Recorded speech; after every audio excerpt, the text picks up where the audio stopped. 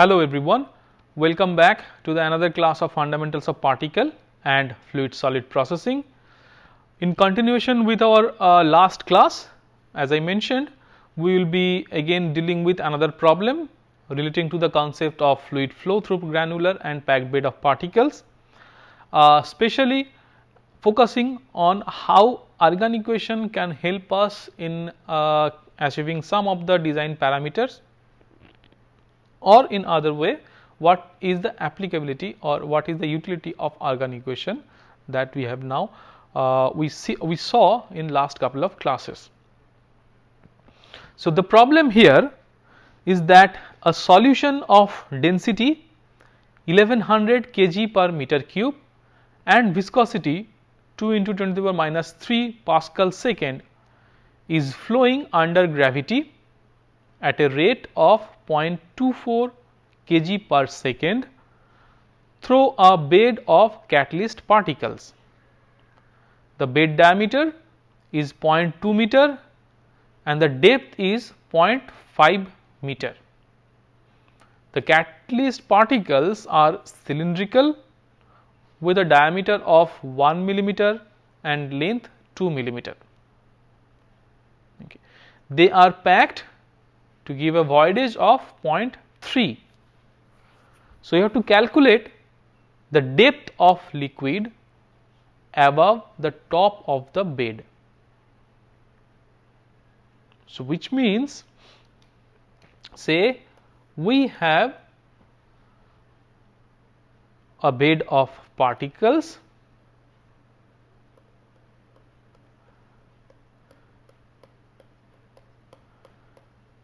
and fluid is flowing downward. In this case, okay, it is falling under gravity at a rate of 0.24 kg per second through a bed of solid catalyst. The bed diameter is mentioned, the depth of the bed is given. The particles are cylindrical in nature, so that means the particles are of in this shape with a diameter dp is known and length, if I say small l, that is also known. So, which means particle volume and the particle surface area can be calculated, and they are packed. These particles are packed in here with a voidage of 0.3, which is the void space through which the fluid can flow. Now, quite naturally, what will happen at steady state, since there is a resistance due to this bed, some amount of, if this is my bed, some amount of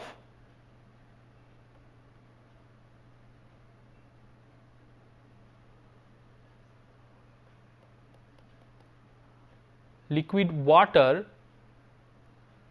okay, or let us say here a solution at a steady state will be there. So, we have to calculate this depth of the liquid above the bed. Okay. What is this thickness or the depth of this liquid pool that will be accumulated at the top of the bed? Okay. So, how do we do that?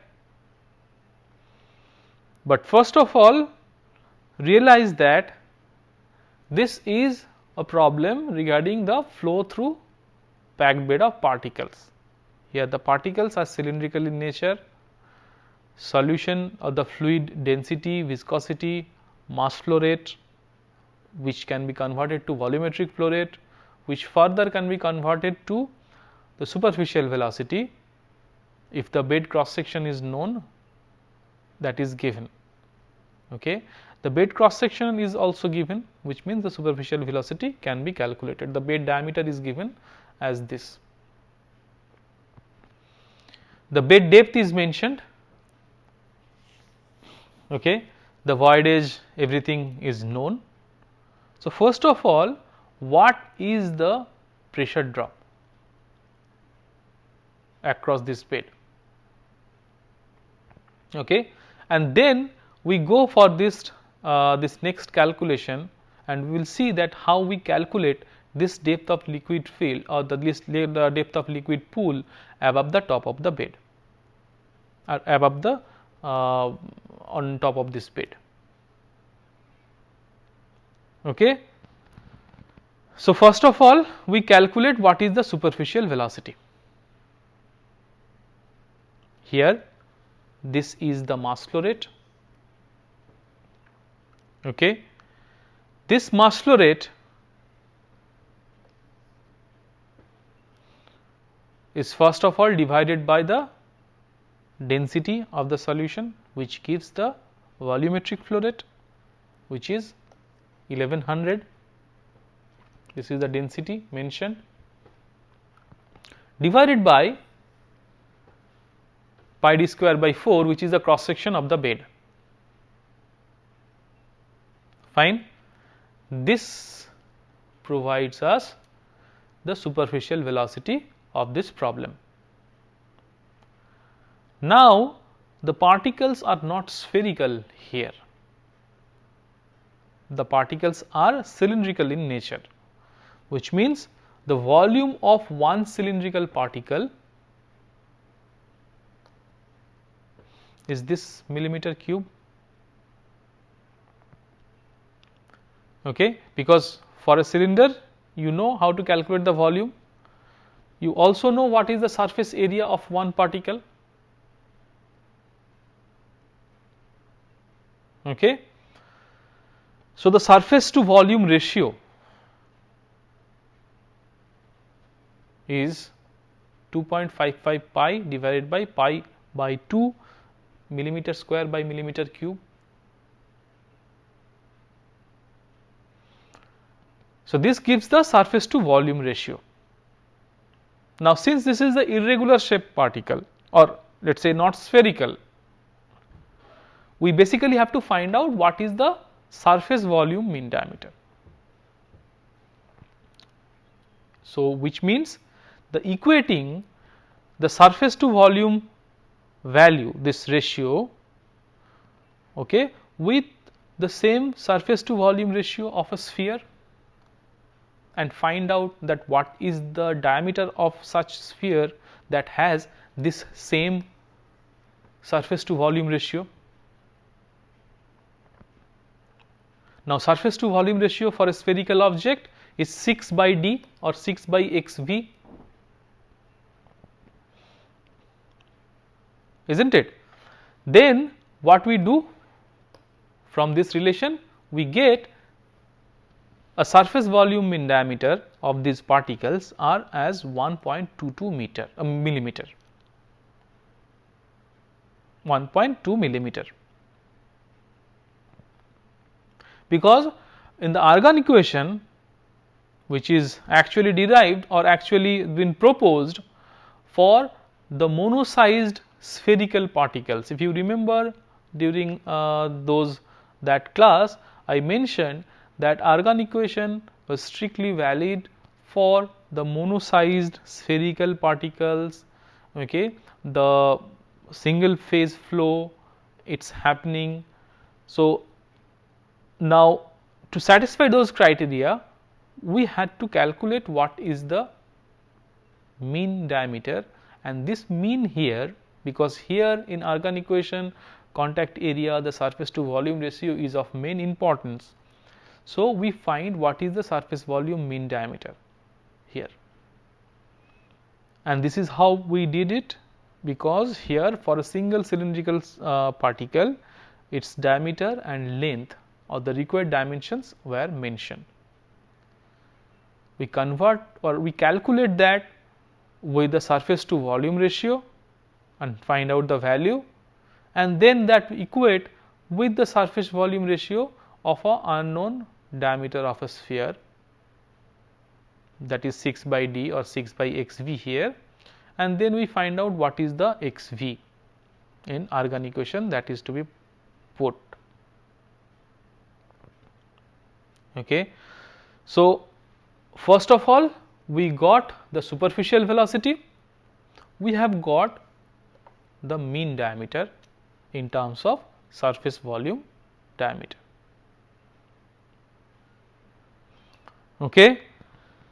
So, we can calculate now what is the Reynolds number, because this helps us to utilize the effective part or the most dominant part of the argon equation, or in fact you can choose between the Koenig-Hermann or the Bark-Palmer part.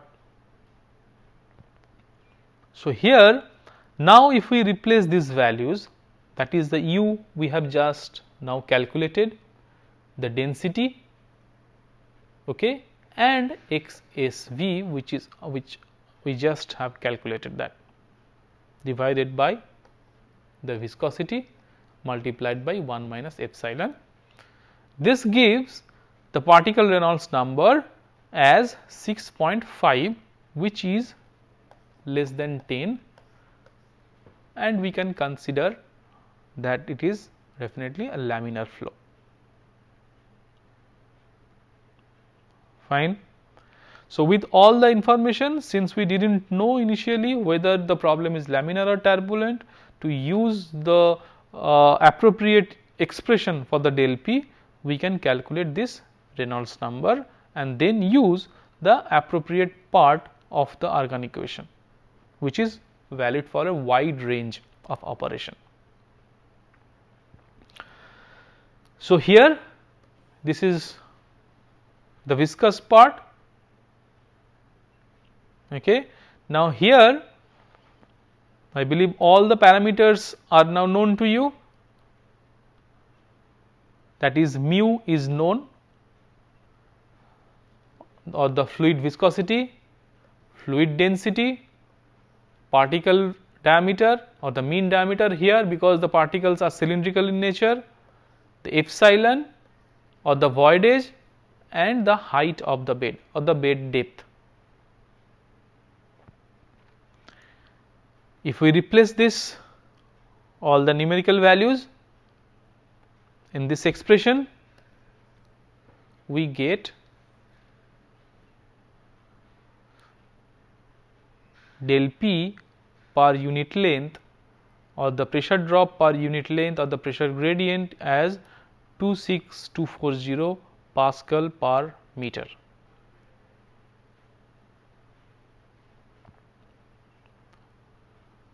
Clear?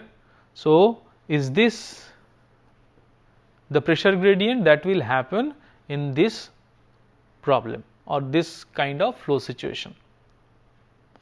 But our question is that how much liquid depth will be there, okay, on top of the bed. So, the scenario is something like this that I mentioned, that we have the bed and on top of this there will be the liquid pool. So, if we say that this is the height of the liquid pool, okay, and this is the point 2, this is the point 1,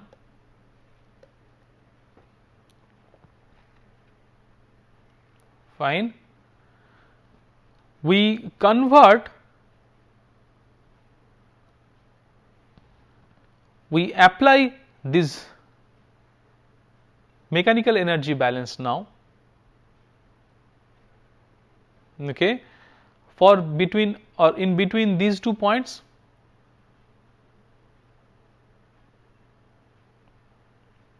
that is point 2 and point 1, assuming let us say the pressure, okay, P1 and P2 are identical as well as U1 and U2 are equal.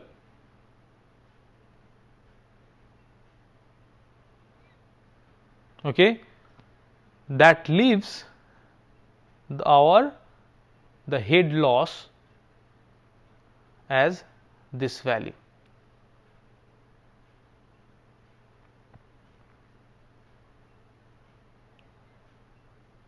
So, we apply the mechanical energy balance between point 1 and point 2 and find out that what is the head loss, the frictional head loss.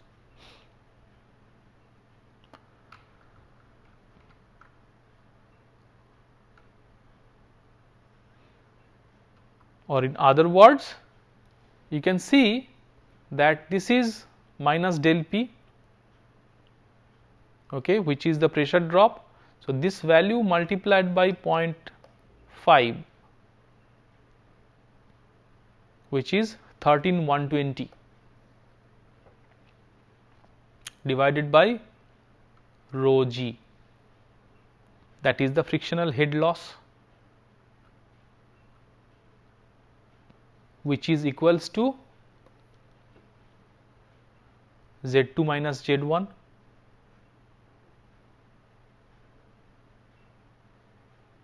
The height of the bed is known. So, the depth of liquid above the bed is 0.716 meter, because if this is the total height and in between that, so this is this Z2 minus Z1, this is 1.2. So, this is my Z2 minus Z1, which is 1.216.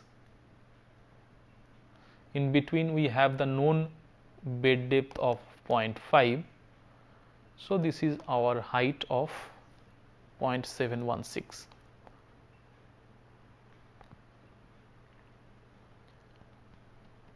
So, to apply the mechanical energy balance, we had to know the frictional head loss, which came from our applied Argand equation, or the first part of the Argand equation, that is the del P, that is the total head loss between 0.1 and 0.2.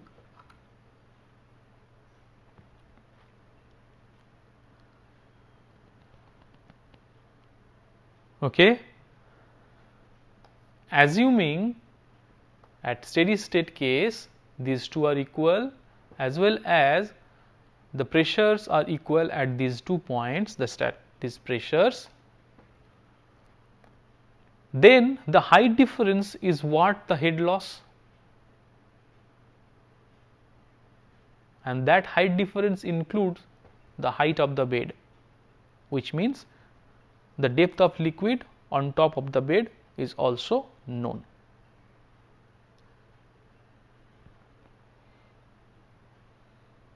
I hope this problem is clear to you. Okay. So, we move on to another concept which we have already seen its form, but let me again state you that there is, when particularly in a very fine material and in petroleum industry, let us say the soil mechanics and etc., similar to that, when there is a flow through this kind of we say porous medium, okay, the soil, you can understand that this is the porous media, the filter cake or the filter medium, that is a porous media, that is not particularly of any kind of fine material, okay, but any membrane or something like that, that also can be of such kind of very fine granular material.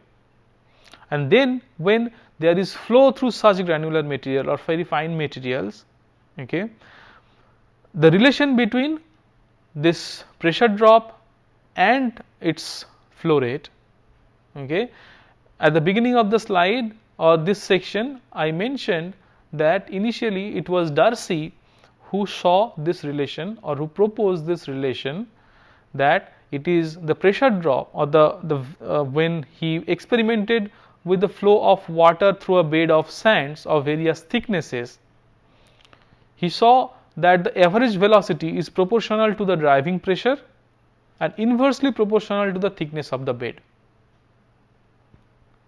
Okay, which means this velocity, okay, was proportional to the driving pressure and inversely proportional to the thickness of the bed, which is the, let us say, the L here. B is the proportionality constant.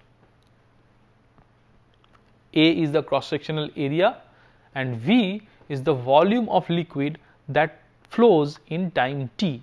So, basically UC is 1 by A dV by dt. This proportionality constant B actually depends on the physical property of the bed and the fluid. Okay. So, which means when the flow is very low, or in case of low Reynolds number, we have already seen that the viscous force is actually what it dominates. Okay, the resistance mainly comes from the viscous drag. So, at low Reynolds number, in flow through granular materials of homogeneous permeability, the permeability is what? Permeability is basically analogous to the concept of conductivity. Okay, the flow, how well a flow goes through a media, that is quantified by a term called permeability. Or in other way, you can think of the inverse of permeability is the resistivity.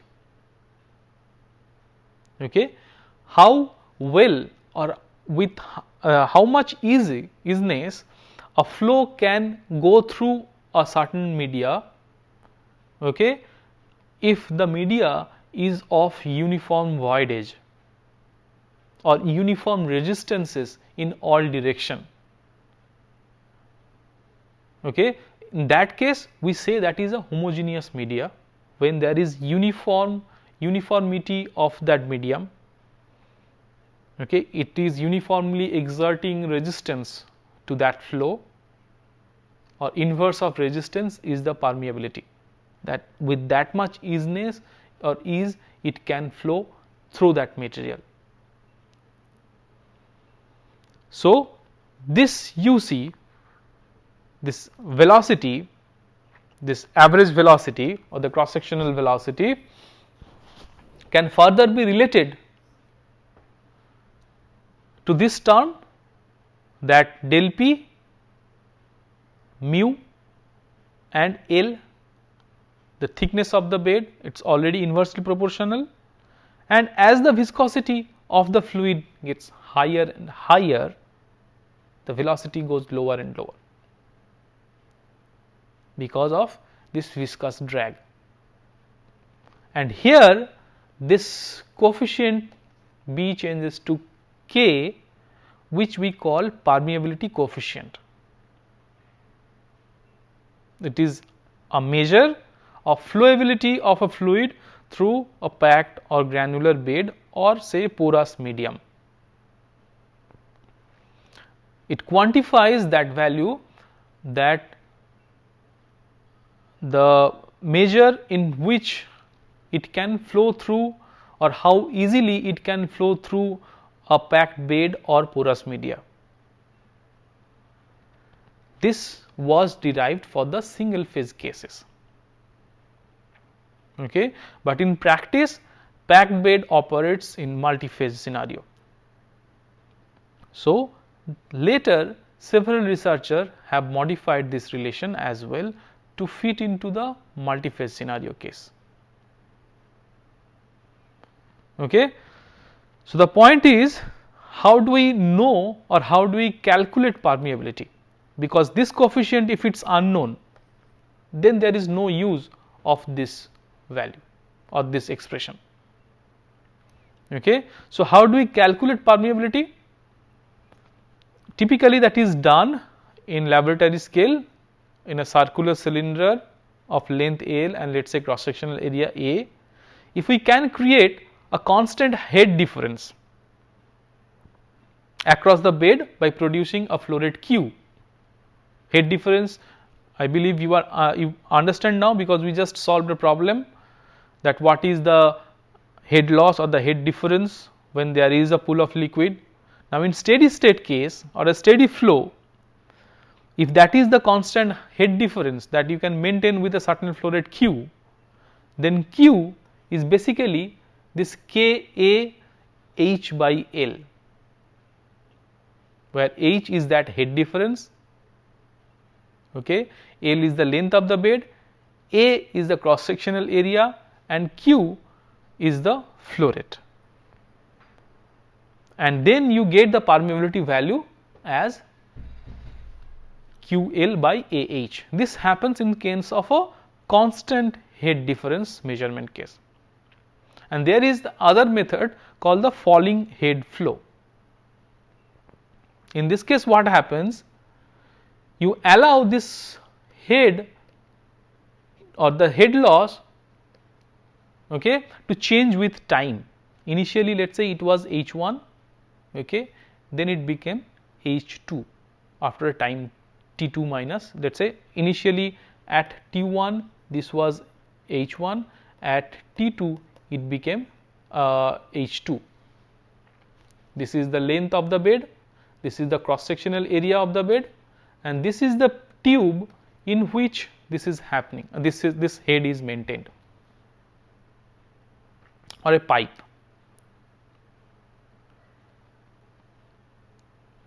Okay. This pipe, let us say, has a cross sectional area of A, small a, and this is capital A for the bed. So, in that case, we can write this balance that Ka H by L, which is the flow rate in this bed, is the flow rate through that pipe, and in pipe it is changing in time. Okay. So, after this, if we simplify and integrate it over time T1 to T2 for height H1 to H2 on both the sides, we can have this expression.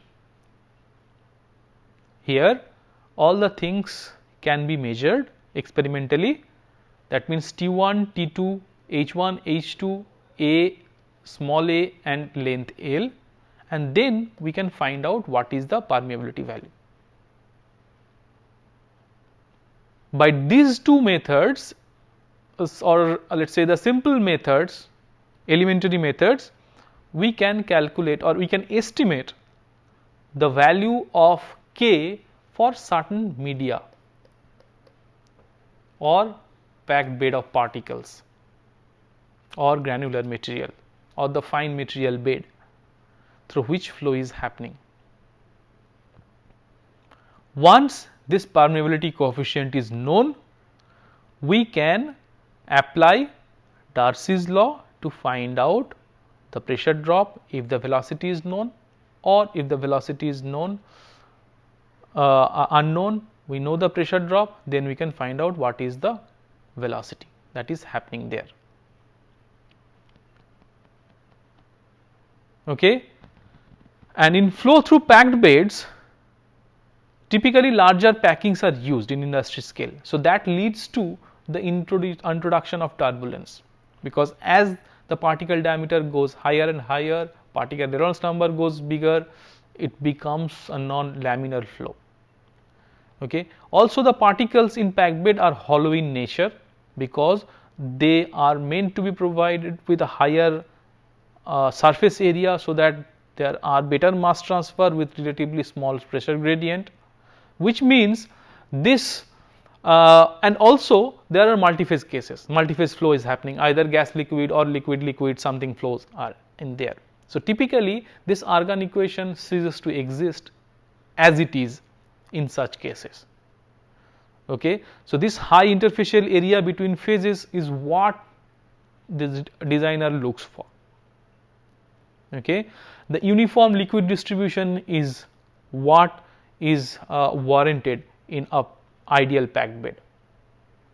And then there is no accurate expression for this pressure drop for the industry scale, and that is why the research is still going on to have at least the pressure drop and the liquid hold up, which means the volume fraction of the liquid that is retained in the bed per unit volume of the bed. These parameters are important in a packed bed design or the packed bed operation. So what happens in packed bed? When there is no liquid phase, let us say only gas phase is there, as the gas flow rate starts, pressure drop increases. So this is the last line. Okay. Here this dry packing means only gas flow is there, and then you introduce liquid phase. Okay. As you introduce the liquid phase, the gas phase is already there in between the particles. So liquid phase will try to penetrate those spaces. Okay, and the pressure drop increases for the particular gas phase itself. So let us say you have a constant gas flow rate, you introduce liquid phase. So initially you had this much of pressure drop, you are now getting this much of pressure drop. Okay, after you introduce this liquid phase, okay, and as you increase the gas phase, what will happen? The particle, the liquid phase, okay, with the increasing liquid phase, the interstices or the portions where gas phase already was there, the liquid phase will try to fill that space. That point we call the loading of the packed bed. From there onward, suddenly or very steeply the pressure drop rises than its initial phases. And after a certain point, at this point, okay, the whole bed is flooded with the liquid phase. That's point we call the flooding of the bed, and the pressure drop rises very steeply. As you increase the high liquid flow rate, this point reaches faster and faster or with minimum liquid gas velocity. Typically, the design of the packed bed starts with this loading point. Okay, and then let us say you flood the bed and then you drain, you take out all the liquid and the gas phase is only there. Okay, in that case, even it does not fall back to the dry packing scenario, it becomes this wet packing pressure drop, which is slightly higher than the dry packing scenario or when there was only gas phase. Okay, several researchers have proposed different relations for these different operations, okay, which is out of the scope for this course, but this is what you should know, that what are the flooding and the loading points in a packed bed. And people always try, or the designers always try to design the packed bed on these loading points and in between the flooding points. Okay. With this, I conclude this section, and we will see you in the next lecture with another section. Thank you for your attention.